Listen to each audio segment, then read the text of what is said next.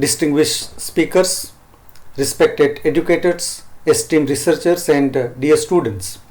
On behalf of Vedant Knowledge System Private Limited, I am deeply honored to welcome you all to this international virtual conference from Tradition IKS to Tomorrow NEP 2020 Multidisciplinary Conference for a Viksit Bharat at the rate 2047. It is a privilege to be part of such an important platform where traditions meet modernity, and we explore the evolving intersections between Indian knowledge system and future envisioned by the National Education Policy, that is NEP 2020. As we work towards a Viksit Bharat in 2047, it is crucial that we embrace our rich cultural heritage while fostering innovation and progress across discipline. In this session, we have an exciting range of contributions from both students as well as educators, reflecting diverse perspectives and different ideas. The focus of this conference is not only to celebrate academic research, but also to encourage new ways of thinking that can lead us towards a brighter, more inclusive future. As the session chair, my role is to ensure that every participant feels encouraged and that our discussion remain constructive and insightful. I believe that feedback is a vital part of learning and growth, and I'll do my best to offer thoughtful, supportive reviews for each of the research submission I have been sent. This event is about collaboration and learning, and I'm confident that each of us will take away something valuable from this conference. Once again, I thank Vedant Knowledge System for organizing this significant conference and extend my gratitude to all of you for your participation and contributions. Let's have a productive and inspiring session ahead. I have received 7 research papers, and I have decided to go one by one. The first research paper, if we talk about, it is by Tanvi and Pujara. She is a research scholar, Department of English and CLS, Saurashtra University, Rajkot, and the title of the paper is Unmasking Belief Through Alien Eyes, a deconstructive analysis of PK movie. First of all, I commend the researcher for choosing such a thought-provoking and timely topic. The exploration of deconstruction theory through the lens of the film PK is both relevant and intellectually stimulating. The use of Jacques Derrida's theory to analyze the film's themes of religion, the themes of dogma and cultural norms is noteworthy. It allows readers to re-evaluate their understanding of belief system through the character of PK. Secondly, the detailed analysis of the scenes, the dialogues, and the character development is the strength of this paper. The researcher's ability to deconstruct key elements in the movie offers a kind of fresh perspective on how art and cinema can challenge traditional narratives.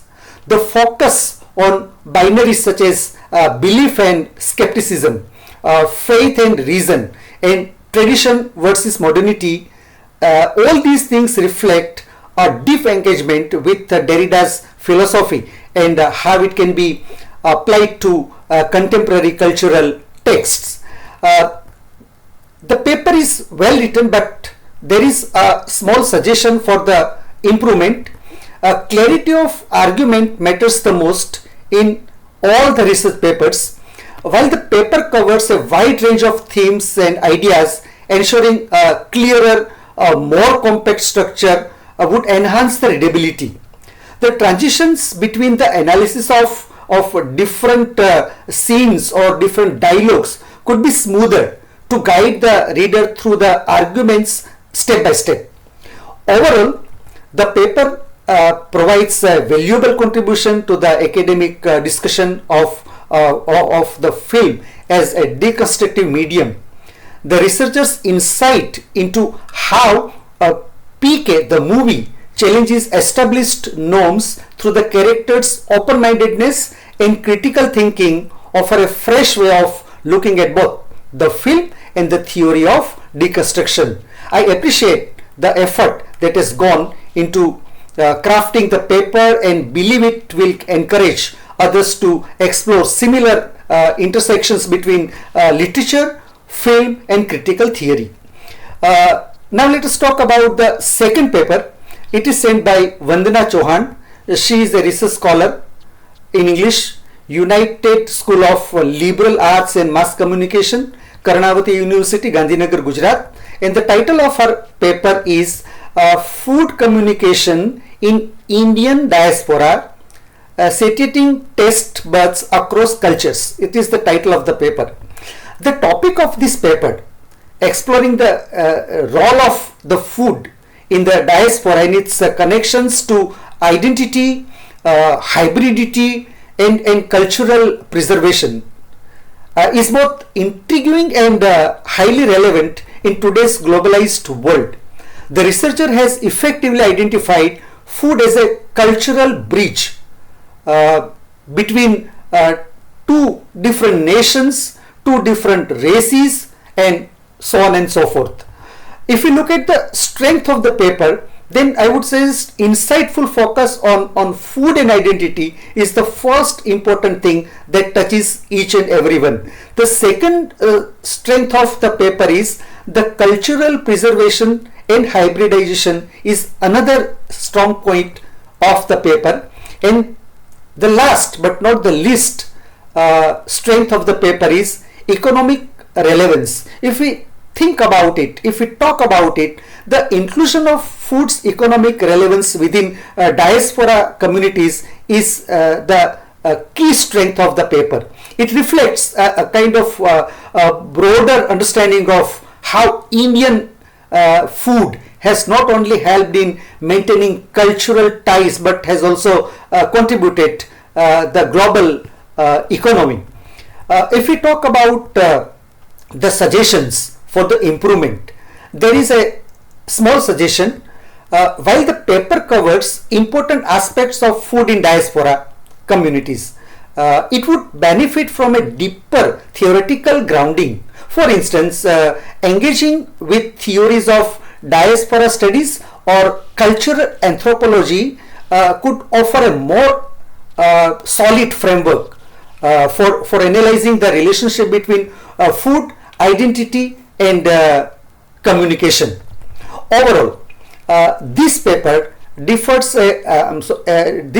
offers a rich exploration of the intersections between food and culture within the diaspora. The researchers' insight into how food sustains connections to one's homeland while fostering adaptability in new environment is really commendable. I appreciate the thought and the research that has gone into this work, and I believe that it will stimulate meaningful discussions on the role of food in cultural identity as well as preservation preservation across the globe. Coming to the third research paper, it is sent by Viradiya Shruti Rasikbhai, SNK Kansagra Mahila College, Rajkot, and the title of the paper is You Can Heal Your Life by Louis Hay. Now this is a kind of book study. The researchers examination of Louis Hay's You Can Heal Your Life is both comprehensive and insightful. The book's philosophy of healing through positive thinking, self-love and affirmations has had a profound influence on the self-help movement and the researcher successfully captures the essence of the writer's teaching. This critical appreciation of the text presents a clear and organized overview of the book structure, key message, and also its reception. If we talk about the strong side of the paper or the strength of the paper, the first is the clear overview of the book structure. Here the research scholar, the division of the book into three parts, that is introduction, problem analysis, and the practical application. All the three parts, all the three aspects are very well explained. Second important strength of the paper is balanced analysis. The researcher has skillfully presented both the strengths and potential criticisms of the book. The third important strength of the book is discussion on resistance to change. If we talk about the suggestions for improvement, there is a small suggestion for improvement. While the paper touches on analysis of the writer's philosophy, it could be strengthened by including perspectives from psychological or medical fields, especially reading the limitations of positive thinking and affirmations in addressing serious mental health issues, right? This paper provides an insightful and well organized critical appreciation of the text. You can heal your life. The researcher has taken a lot of hard work, done a lot of hard work in the preparation of this research paper. I appreciate the effort in offering a balanced review, and I believe this work will inspire further exploration of self-help literature and the role of positive thinking in personal growth also. The fourth paper, the title of the paper is Examining Gender-Based Coping Mechanisms, Findings from Both Clinical and Non-Clinical Research, and the name of the research scholar is Priyansi Kanakia. She is a research scholar from Karnataka University. The research on gender-based coping mechanism is important and relevant today, as more attention is being given to mental health and how men and women handle stress differently. It offers a well-rounded synthesis of various studies, presenting a clear comprehensive analysis between the coping styles of males and females. This research adds valuable insight to the ongoing discussion of gender sensitive interventions in mental health. When we talk about the strength of the paper, there are three important things that I want to discuss with you, that I want to put before you. The first and the most important is comprehensive synthesis of the study, right? The inclusion of 12 research studies covering different subgroups is extremely commendable. The paper successfully brings together clinical and non-clinical perspectives, which strengthens the findings and offers a kind of holistic understanding of gender-based coping mechanism. The second important strength of the paper is clear identification of gender differences. The next important strength of the paper, according to me, is the focus on the age, ethnicity, and the social class. When we talk about the suggestions for improvement, there is one small suggestion, that is theoretical framework. While the synthesis of existing studies is complete, the paper would benefit from a clearer theoretical framework, and that is why the engaging with the established psychological or sociological theories on gender and coping could offer a stronger foundation for the findings and provide deeper insight into why these gender differences exist. The research paper provides valuable insights into gender-based differences. It also provides clinical and non-clinical researches.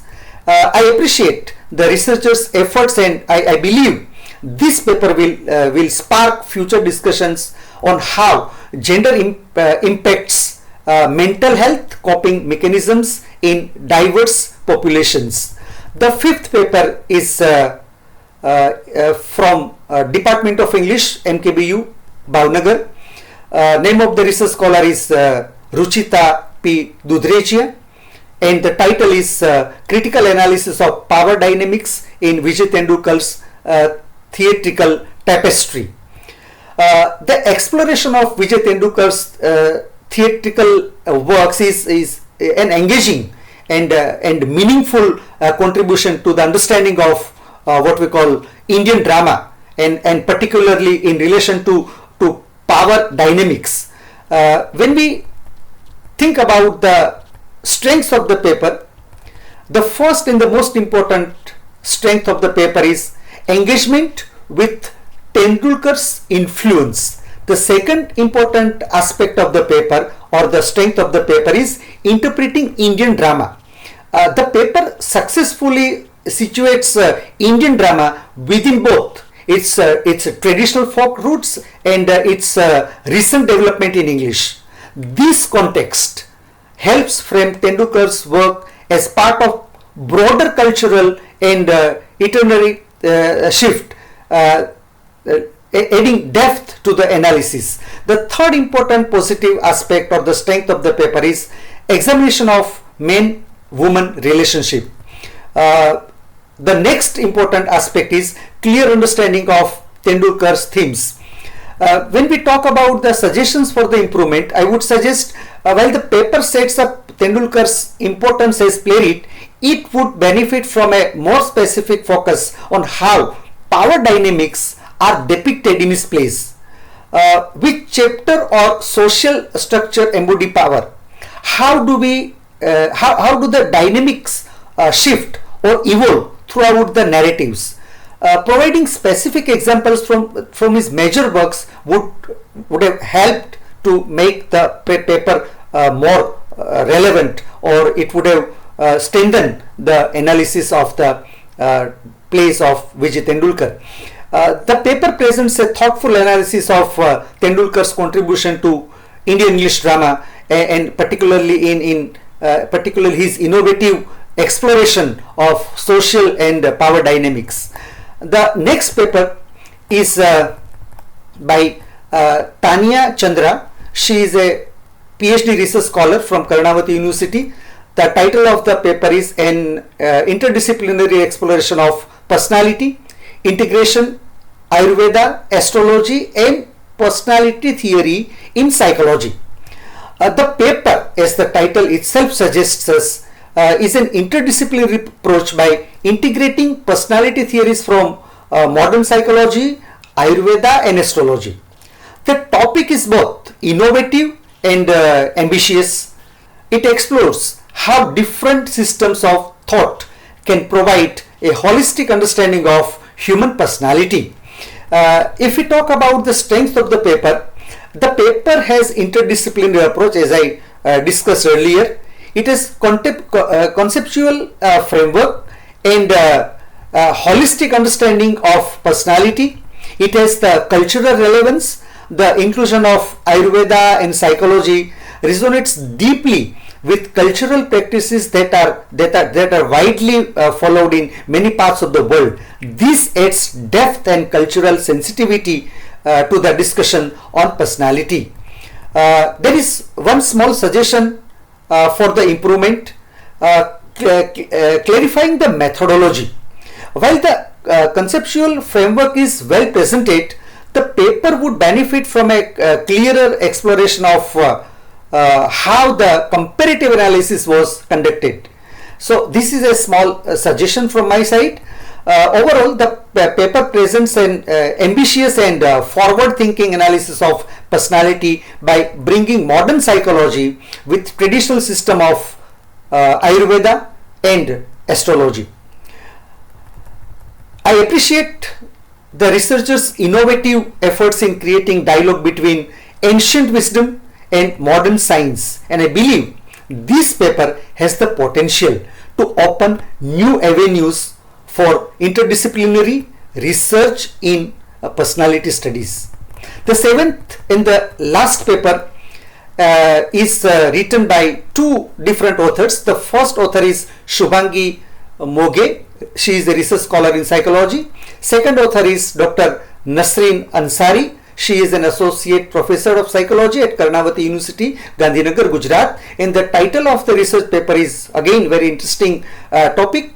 A correlation study of organizational climate and counterproductive work behavior among private sector employees. This research paper presents an important and relevant study on the relationship between organizational climate and counterproductive work behavior, that is CWB, in the private sector.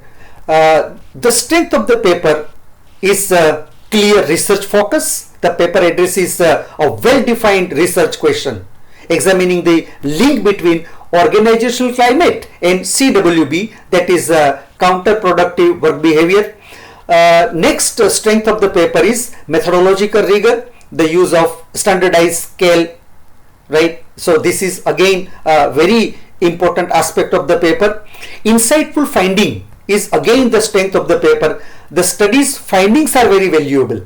The findings show a negative correlation between organizational climate and CWB, as well as between specific dimensions of the climate, that is warmth, reward, standards, and CWB. The next strength of the paper is practical relevance. The paper's focus on private sector employees makes the findings directly applicable to the organizations aiming to improve workplace culture, reduce CWBs, and enhance employees' well-being and productivity.